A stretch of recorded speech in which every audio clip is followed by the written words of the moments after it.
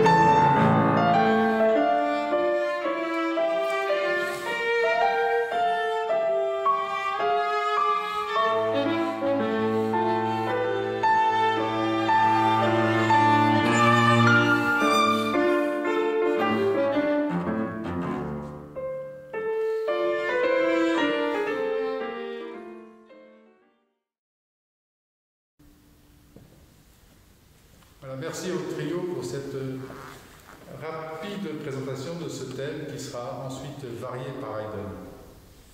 Alors il est vrai que le public s'attend effectivement, par la musique qu'il entend, par la musique qu'il fréquente, à une phrase qui se développe. On est beaucoup moins dans le grand académisme des fugues de Bach. Et donc voilà, une musique qui chante, une musique qui raconte, une musique du discours. Et Aldo a fait une proposition: que serait ce début de thème traité par Haydn si il en avait eu l'occasion, si ça lui avait été proposé.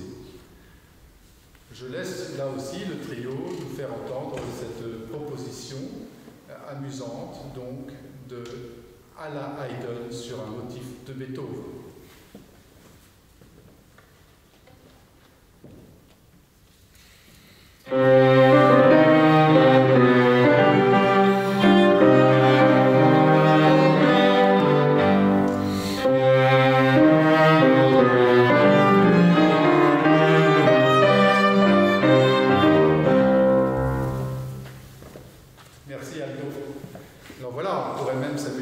un mouvement plus long, à le faire varier.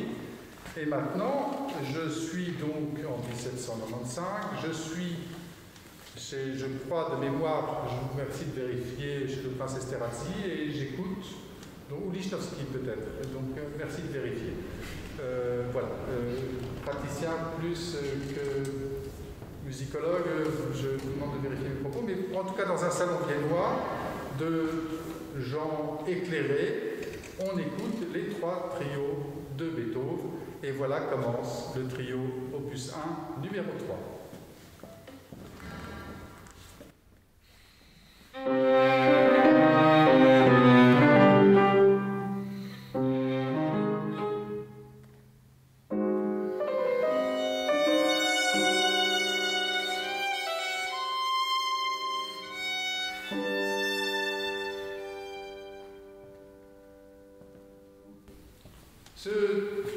Dans ces 3 trios de l'opus 1, c'est sans doute l'opus 1 le numéro 3 le plus joué de nos jours, et pourtant ça n'empêcha pas Haydn de dire, reconnaissant les qualités de Beethoven, vous savez, vous ne devriez pas écouter le 3e, il n'est pas très réussi.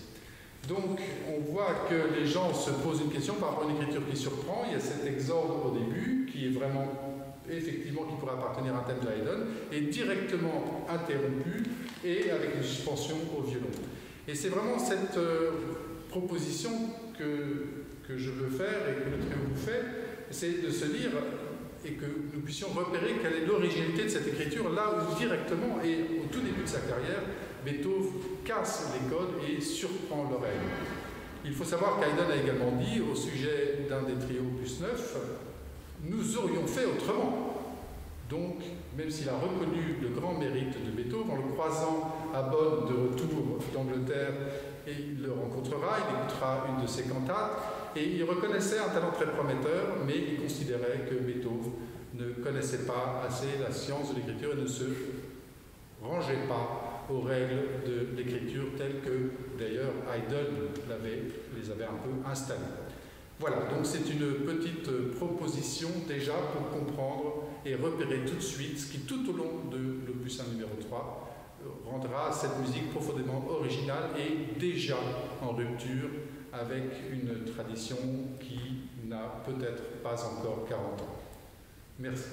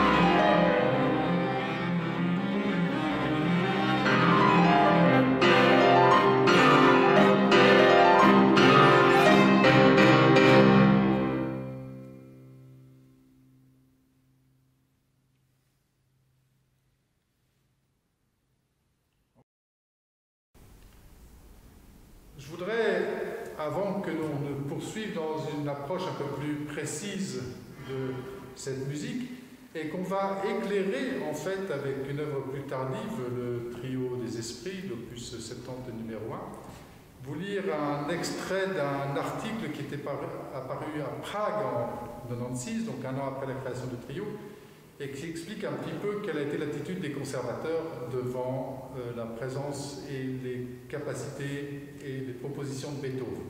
Et j'en profite pour préciser que c'est bien donc chez Lichnowsky, je regardais la partition de Paul à l'instant, et c'est bien chez Lichnowsky que cette création a eu lieu.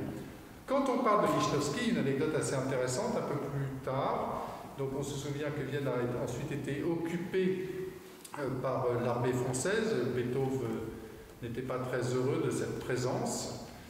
Et donc un jour, le prince Lichnowsky lui demande de jouer en fait pour un colonel ou un représentant français, et Beethoven le refuse. Lichnowsky, sous ton la blague, lui dit si vous ne jouez pas, je vous ferai mettre au fer. Et on sait que certains de ses prédécesseurs, dans cette relation ancillaire, ont parfois été punis par leur patron, leur mécène. Et Beethoven et Lichnowsky se sont battus. Et donc, deux hommes vigoureux qui se battent dans la trentaine d'années, il a fallu les séparer. Quand Beethoven est rentré chez lui, il a jeté le buste de Lichnowsky, une sorte de carte de visite à l'époque, par terre, ce buste en plâtre en morceaux. Il a pris sa plume et il a écrit à Lichnowsky: Prince, ce que vous êtes, vous l'êtes par le hasard de votre naissance. Des princes, il y en a eu, il y en a, il y en aura encore. Et des Beethoven, il n'y en a qu'un seul, et c'est moi. Donc on voit cette vigueur, cette force, et comme je le dis, je pense que l'homme n'a pas changé. On va maintenant observer que ce que l'on décèle dans l'opus 1 numéro 3 se retrouvera de façon parfois plus ample dans des œuvres plus tardives. Avant, je voulais d'abord cet article. Je me permets de prendre ce livre que je vous conseille. Donc, de la part d'un critique dont nous n'avons pas le nom, même au moment où l'idole d'un certain public, ce Van Beethoven trop admiré, suscita des observations à Prague par la violence de son jeu, il y eut beaucoup de dilettantes et de connaisseurs qui ne se laissèrent obnubiler par aucune préférence, aucun parti pris, et ne reconnurent pas seulement les qualités, mais encore les défauts énormes de se mettre en herbe. Certes, ils louaient le mérite de ses élans laborieux, mais ils ne pouvaient absolument pas le louer, encore moins l'admirer, de négliger tout champ, toute égalité dans le jeu, toute délicatesse et toute clarté, et de tout surcharger et exagérer dans le jeu et la composition. Il saisit nos oreilles, non pas nos cœurs. C'est pourquoi il ne sera jamais pour nous un Mozart. Il nous surprend par son originalité sans en avoir. Voilà un peu ce que l'on pense de Beethoven au niveau des conservateurs, parce que bien évidemment, Beethoven sera aussi suivi par un certain nombre de gens, y compris des gens qui le soutiendront financièrement et qui le donneront, et c'est le premier, ce statut un peu de musicien libre et indépendant devant l'humanité. Mais maintenant, observons ce trio 1, opus 1, pardon, numéro 3 d'un peu plus près, et regardons un peu ce début. Donc on peut vraiment considérer, suivant un modèle qui existait autrefois, une sorte d'exode, un thème qui surprend dans ce cas-là par le fait qu'il est interrompu au bout de 5 mesures, et après une proposition tout à fait différente. Donc je remercie le trio de rejouer le début en exagérant vraiment ce contraste entre cette introduction et cette réponse double piano. Du reste, il y a une différence importante dans la nuance qui est écrite dans la partition.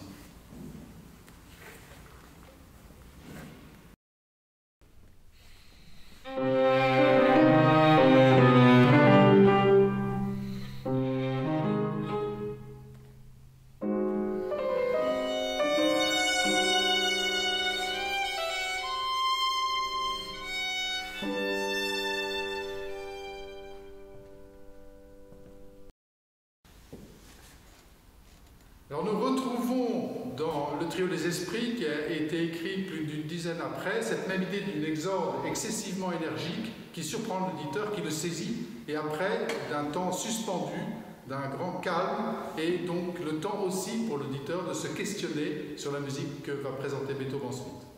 Merci à Franco, Arsène, Olga de nous jouer les quelques premières mesures du trio Les Esprits.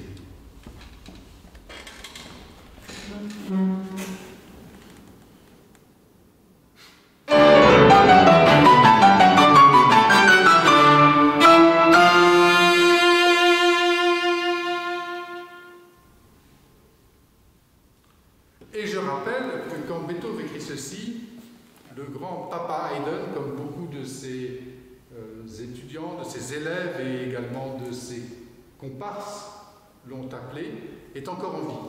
Donc quelle surprise pour l'auditeur de cette époque-là, mais comme vous l'avez vu, que Beethoven annonce déjà en 1795 avec l'opus 1 numéro 3.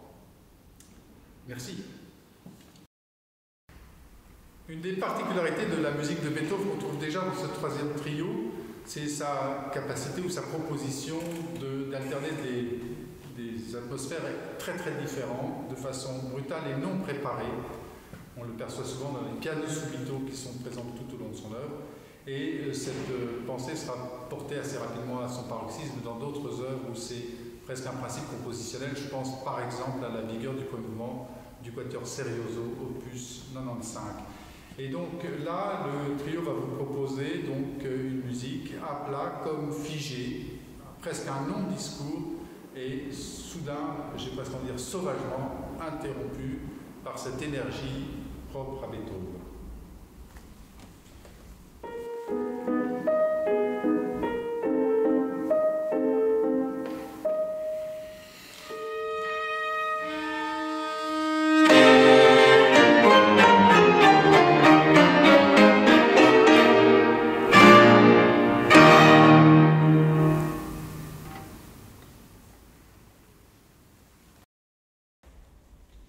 Alors on retrouve également dans le trio Les Esprits cette idée d'une musique complètement statique, immobile, comme figée, gelée, et soudain, de nouveau, une énergie verticale d'une grande violence, violence qui a été parfois reprochée à Beethoven dans les années, à la toute fin du XVIIIe siècle, par certains critiques.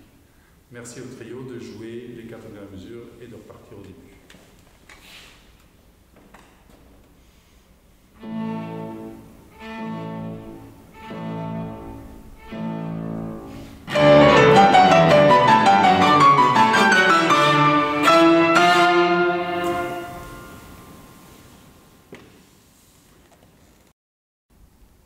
Il y a aussi des passages qui sont vraiment d'une écriture, j'ai envie de dire, monolithique.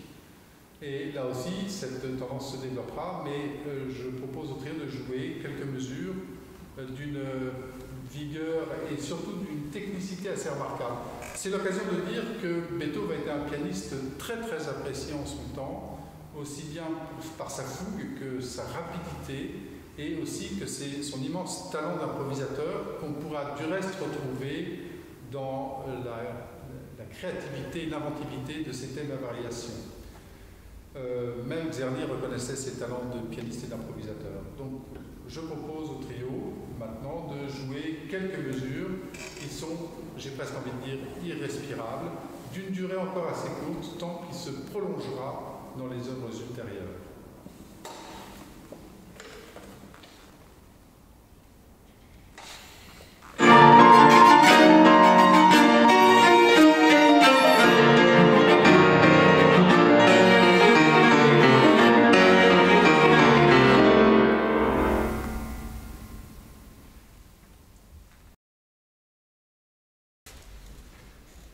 Alors on retrouve aussi, parmi les nombreux rapprochements qu'on pourrait faire entre le trio des esprits et l'opus 1 numéro 3, qui du reste nous éclaire plus sur l'opus 1 numéro 3 que sur une œuvre qui est un peu reconnue comme faisant partie de la maturité de Beethoven et de ce que certains appellent sa seconde période, eh bien on a de nouveau un grand passage comme ça, très monolithique, avec une répétition un peu obsessionnelle de certains motifs rythmiques ou des intervalles, où n'apparaît seulement que le motif qui est en fait la deuxième mesure du thème chanté au départ par le violoncelle.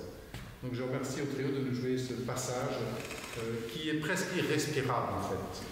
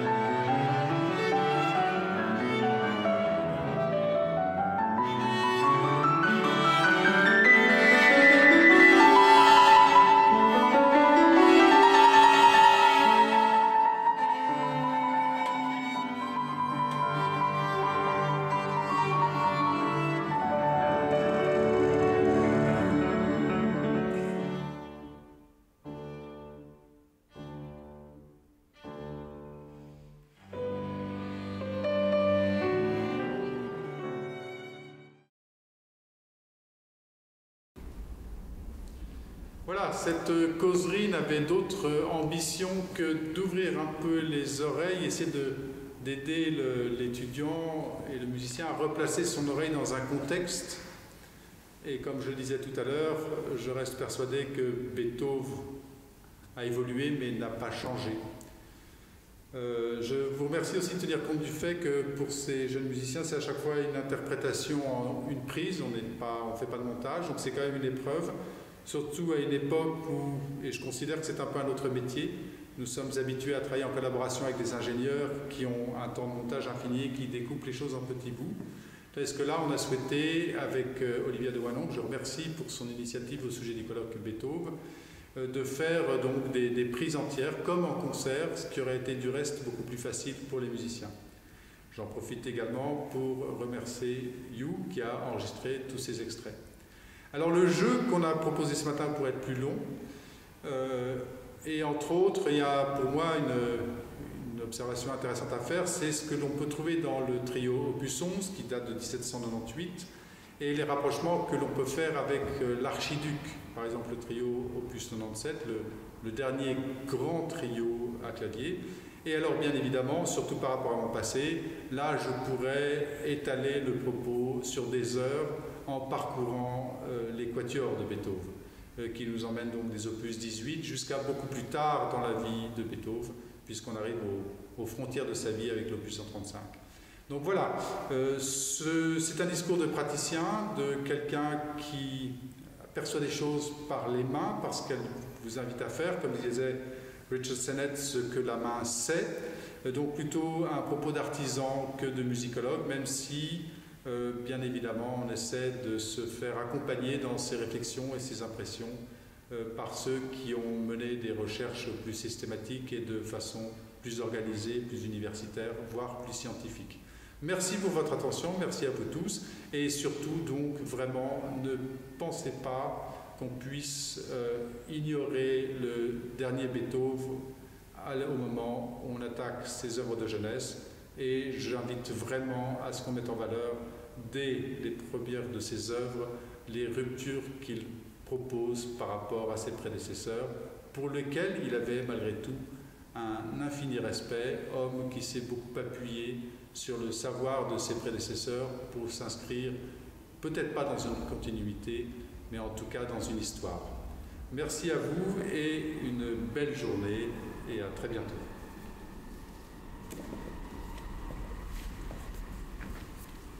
Très bien. Blablabla.